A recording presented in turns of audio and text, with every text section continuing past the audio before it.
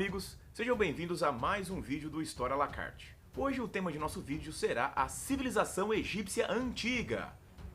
Na antiguidade, os egípcios formaram um dos impérios mais poderosos e mais incríveis de todos os tempos. Os egípcios tinham uma grande vantagem justamente por estarem às margens do rio Nilo. Como uma civilização que nós já falamos, como estudamos a Mesopotâmia, uma civilização hidráulica ou uma civilização de regadio, os egípcios tiveram de aprender a controlar as cheias do rio Nilo para poder desenvolver a sua grandiosa civilização.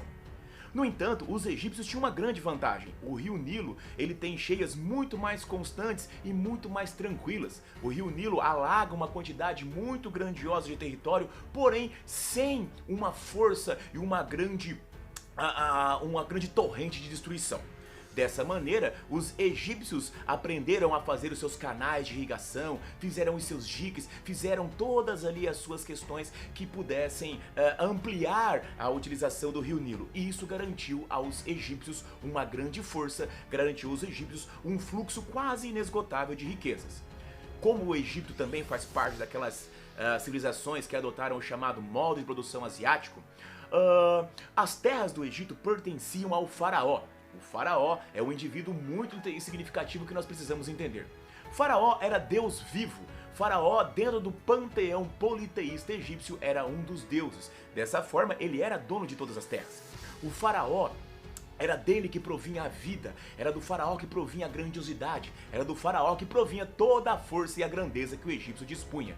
Dessa forma, as terras eram dele. Bom, os camponeses egípcios, eles eram eles tinham o direito de uso da terra. Eles podiam usar a terra e, em troca, como nós já falamos anteriormente, pagavam tributos. Existiam ali, entre alguns nobres, alguns sacerdotes, existiam ali também algumas pequenas propriedades privadas. No caso, esses sacerdotes possuíam lotes de terra privado que foram concedidos a eles pela grandiosidade e magnanimicência do faraó. Mas, indiscutivelmente, de uma maneira geral, o modo de produção no Egito é a servidão coletiva. Como nós veremos, haviam escravos no Egito, haviam sim, mas a principal forma de produção utilizada no Egito é a servidão. A civilização egípcia está localizada ali na região do continente africano, para ser mais exato, no nordeste do continente africano. O rio Nilo cruza ali, saindo ali mais ou menos do meio do continente africano e segue em direção até ali o mar Mediterrâneo. Quando chega próximo ao mar Mediterrâneo, o Nilo se divide no que nós chamamos de delta do Nilo. Isso fez um outro elemento que garantiu ao egípcio uma certa tranquilidade, já que o Egito é blindado dos dois lados por desertos, dessa forma, tendo uma faixa de terra onde nós temos a fertilidade ali, bem às margens do rio Nilo. No Egito, meus amigos, é por volta de 4000 a.C.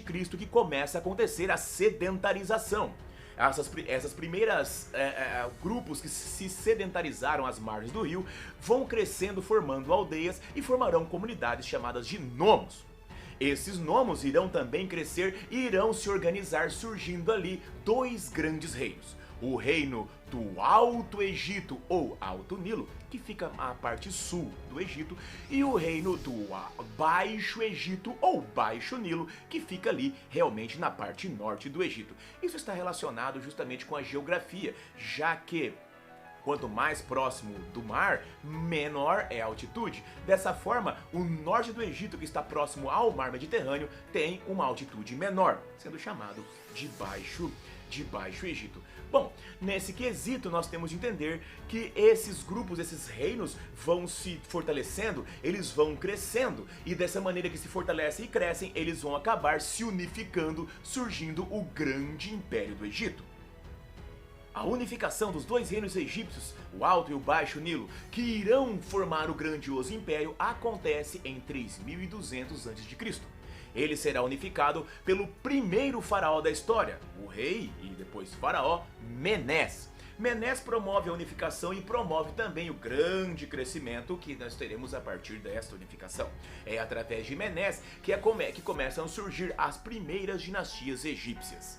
Porém, antes de falarmos sobre essas dinastias, temos de falar de outros elementos. Por exemplo, a religiosidade egípcia. A religião egípcia, meus amigos, era a coisa mais importante para toda a sociedade.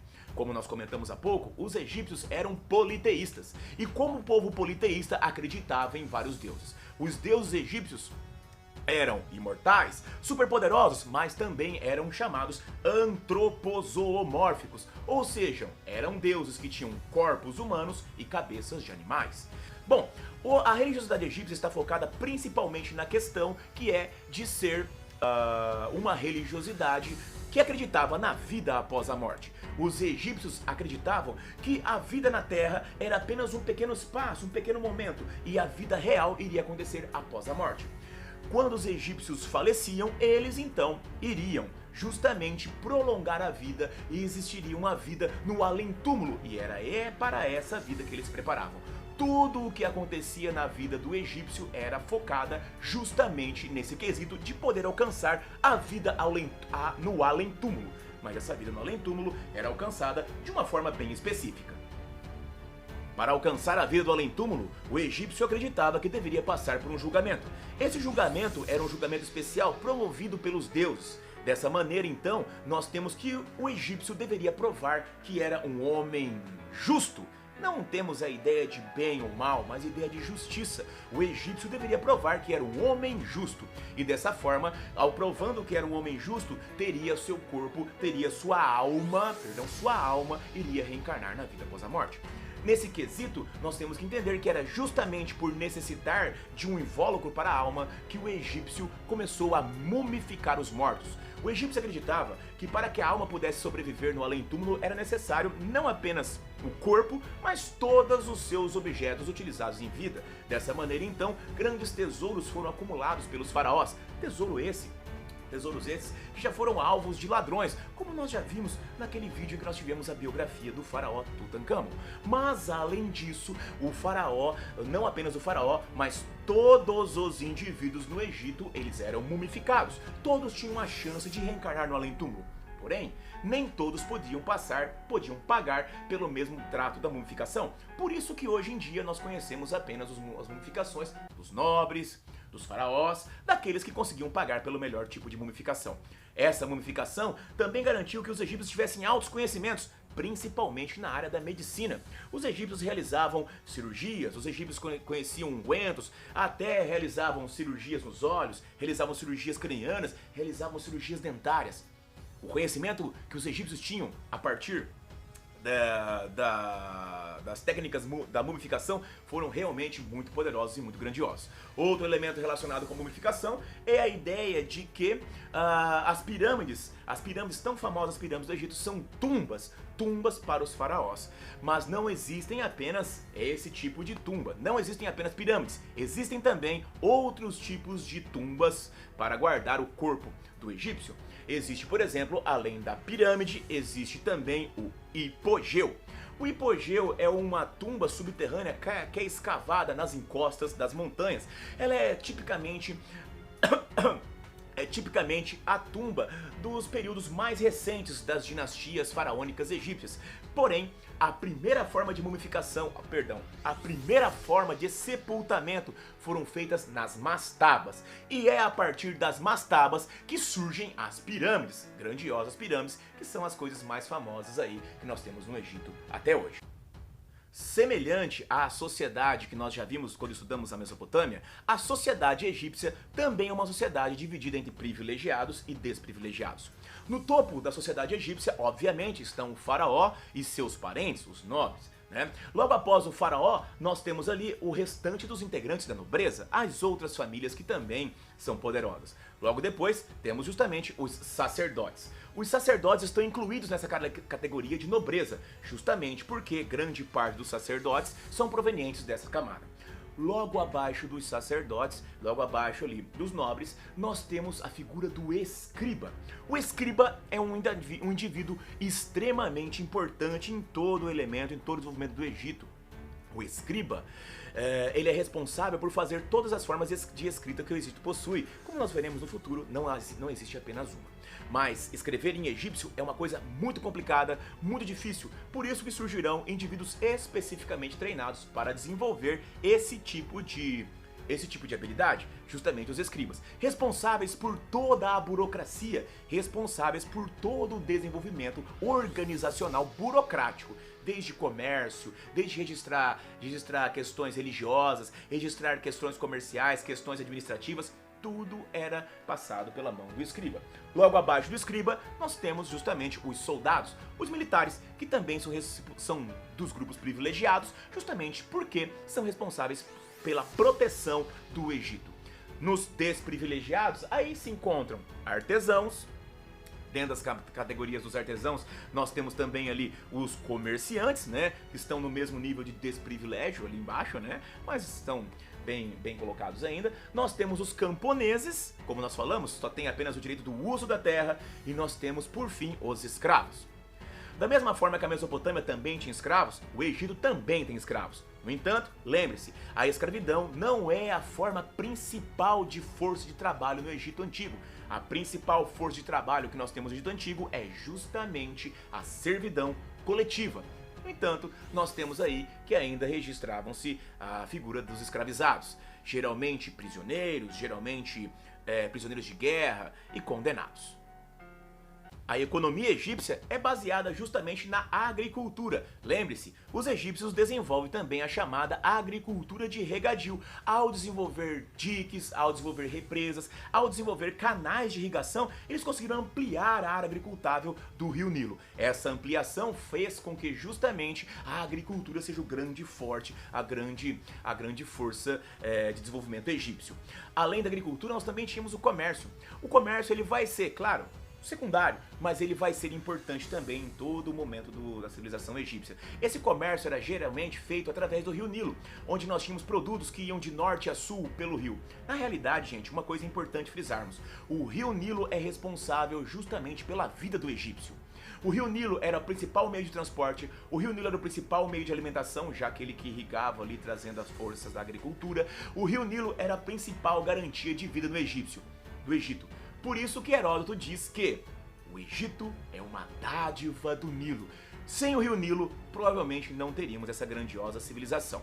Bom, além dessa questão de termos a agricultura como forte, o comércio, havia também ali a questão de a criação de animais. Não era um grande desenvolvimento, mas havia também a criação de animais. E por fim, lembre-se, não se esqueça, a principal força de trabalho desenvolvida no Egito, principal força de trabalho desenvolvida pelo egípcio é justamente a servidão, o trabalho compulsório. Esses elementos são os principais pontos da economia desenvolvida ali ao longo do Império Egípcio. Dentro da cultura egípcia, nós temos o que mais nos chama a atenção, é justamente a escrita. A arte e a escrita egípcia acabam se misturando. Afinal de contas, quem pode negar que a forma de escrita dos egípcios não é uma forma de arte? A arte egípcia, meus queridos, era toda voltada para a religiosidade. Os egípcios acreditavam que quanto mais representasse a figura de seus indivíduos, de seus faraós, quanto mais figuras humanas tivessem, mais forte ficaria a vida no além-túmulo, mais forte estaria a alma no além-túmulo. E mais, se por um acaso nós tivéssemos aí que o indivíduo tivesse apenas uma estátua, e essa uma estátua quebrasse um de seus braços, a alma no além-túmulo perderia o braço também. É por isso que os egípcios fazem uma quantidade infinita de estátuas, de baixos relevos, de pinturas. Todo quanto mais estiver retratada de forma artística a alma, a figura do indivíduo, mais poderosa é a alma no além-túmulo. Uma das coisas importantes era escrever sobre o indivíduo. E aí, meus amigos, entram as 3 formas de escritas que o egípcio possui. O egípcio possui a primeira, a mais famosa, a que é justamente focada em questões religiosas. É o hieróglifo. O hieróglifo é justamente focado em questões religiosas, é por isso que é o mais famoso. Como nós conhecemos da arquitetura egípcia, principalmente templos, tumbas, palácios, mas principalmente obras religiosas, nós temos contato justamente com o hieróglifo. O hieróglifo está focado justamente em relatar essas questões focadas na religiosidade. É uma escrita sagrada. Logo após o hieróglifo, nós temos justamente o hierático. A escrita hierática, meus amigos, é uma escrita que não é sagrada, mas é uma escrita mais elaborada, ela é podemos dizer que é uma simplificação do hieróglifo. Dessa maneira, quem escreve em hierático são somente os nobres. Os nobres sabem escrever. Dessa forma, os nobres, os sacerdotes, quando estão relatando suas vidas pessoais, eles escrevem em hierático. Por fim, nós temos ali o demótico. O demótico, meus queridos, não que seja uma língua popular, mas o demótico era muito mais utilizado justamente pelas camadas populares. O escriba, quando fazia o relatório de algum comerciante, o escriba que quando fazia o relatório de alguma transação, alguma organização, ele realizava essa questão, já que não era nem sagrada, já que não era nem para a nobreza, realizava esse reconhecimento, essa transação em demótico. Dessa maneira nós podemos falar que o demótico é uma escrita mais popular. É uma escrita mais simples, uma escrita menos elaborada do que o hieróglifo, menos elaborada do que o hierático. Mas não significa que eles sejam simplesmente utilizados pelo povo. Lembre-se, no geral, quem sabe escrever e quem escreve no Egito são os escribas. Os egípcios, meus amigos, também, como nós já falamos, tinham grandes conhecimentos na medicina. Esses conhecimentos na medicina estão ligados principalmente, como nós já comentamos, às técnicas de mumificação. Mas além disso, os egípcios tinham amplos conhecimentos de matemática, os egípcios tinham amplos conhecimentos de química, conhecimentos de astronomia. De matemática é inegável esses conhecimentos, afinal de contas as pirâmides estão em pé aí até hoje e nada mais importante do que a matemática para poder construir aqueles monumentos gigantescos. Como podem perceber, os egípcios, além de ter uma grande riqueza econômica proveniente do Rio Nilo, os egípcios também tinham uma grande riqueza cultural proveniente de sua religiosidade e principalmente das técnicas da matemática. Por fim, vamos relatar aqui as questões referentes à história política do Egito. O Antigo Egito, meus amigos, o seu império é dividido em 3 momentos. O Antigo Império, o Médio Império e o Novo Império.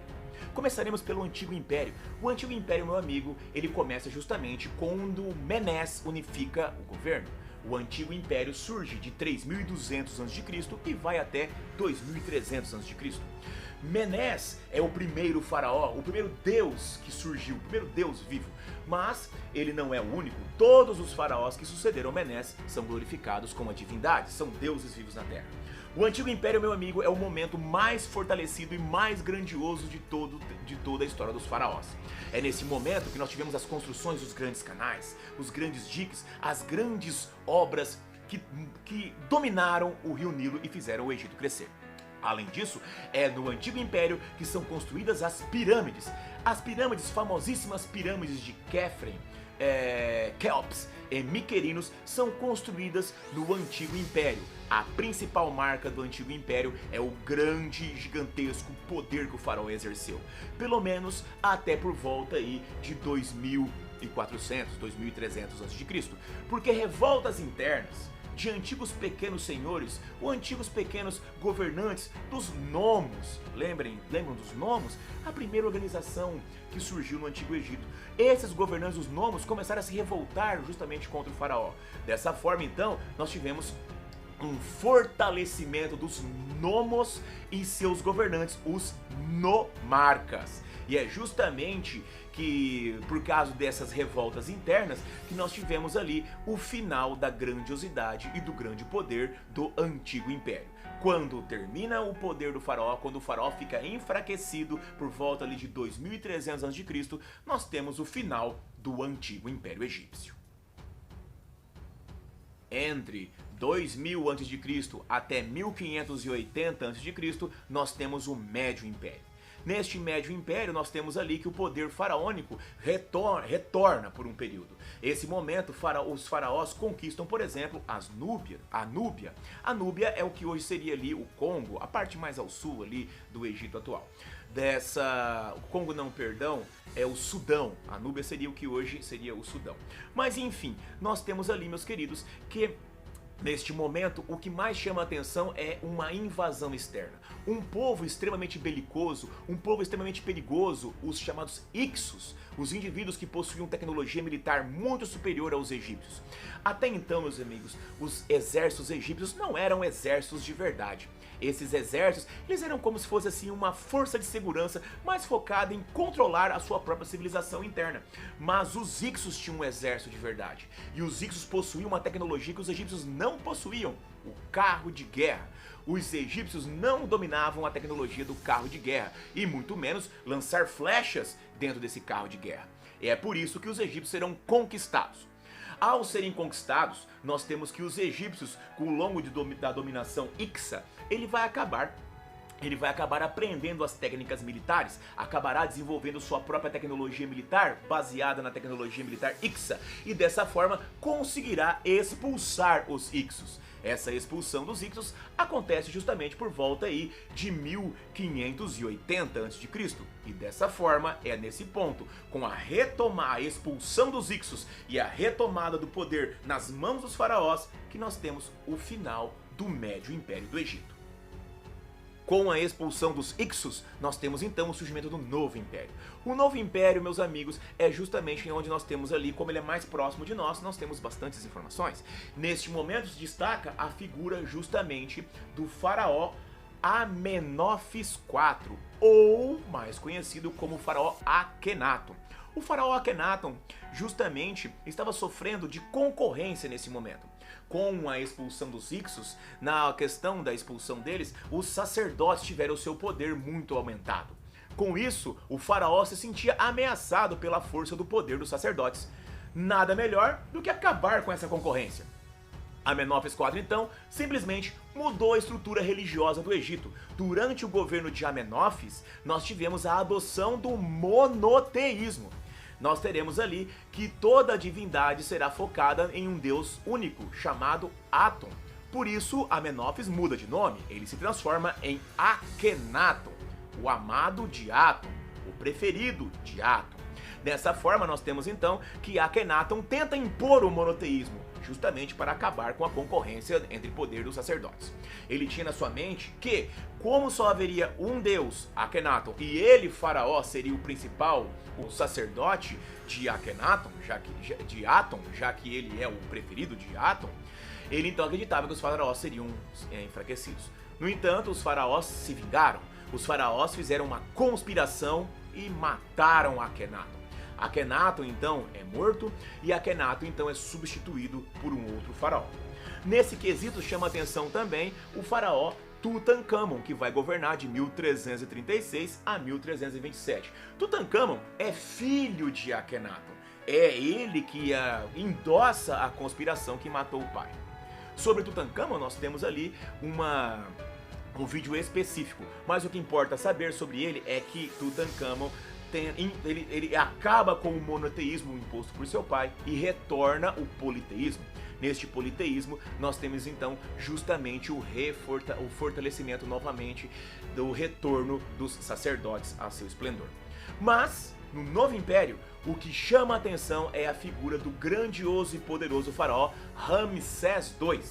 Ramsés II é que transforma o Egito numa grande potência militar e expande os territórios egípcios ao seu tamanho máximo.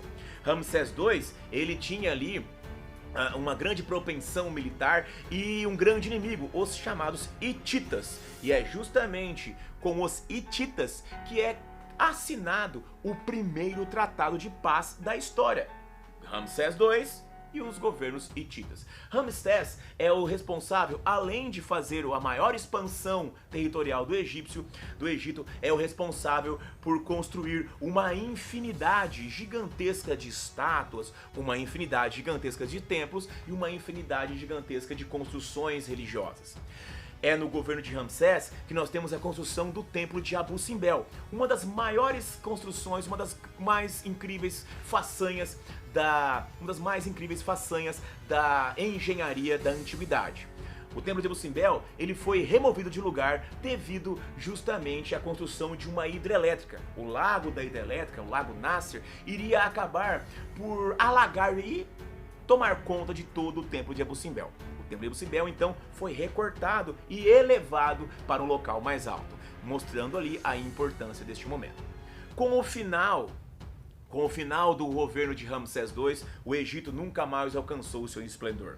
Posteriormente, nós teremos ali que os egípcios serão novamente invadidos pelos povos assírios. Essa invasão acontecerá em 670. O Egito nunca mais conseguirá retomar a grandiosidade e o poder de outrora. Depois dos assírios, nós tivemos ali que o Egito será invadido pelos persas em 525 a.C.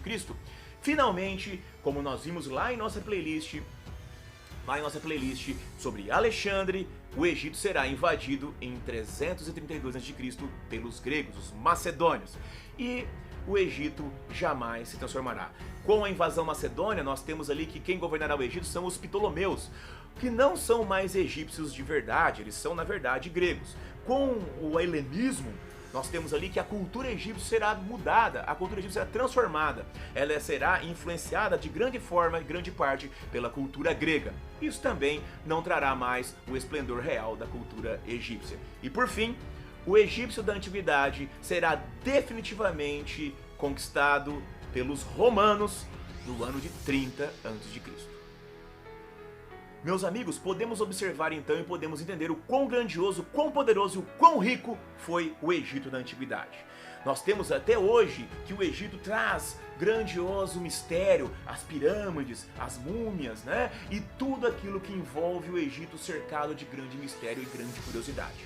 O Egito, meus amigos, alcançou esse patamar de grandiosidade justamente, não podemos esquecer, graças ao Rio Nilo. O Egito vai trazer grande influência para o Ocidente, principalmente depois quando nós tivemos ali o advento do helenismo. Portanto, meus amigos, o Egito se configura como uma das mais importantes e mais poderosas civilizações de toda a antiguidade. Meus amigos, se esse vídeo te ajudou, se trouxe informações importantes para você, não se esqueça, assine o canal, ative o sino para ter novas notificações e ajude o História à la carte a se tornar um grande canal que possa ajudar não apenas você, mas também outras pessoas por aí. Um grande abraço, meus amigos, vida longa e próspera e até a próxima!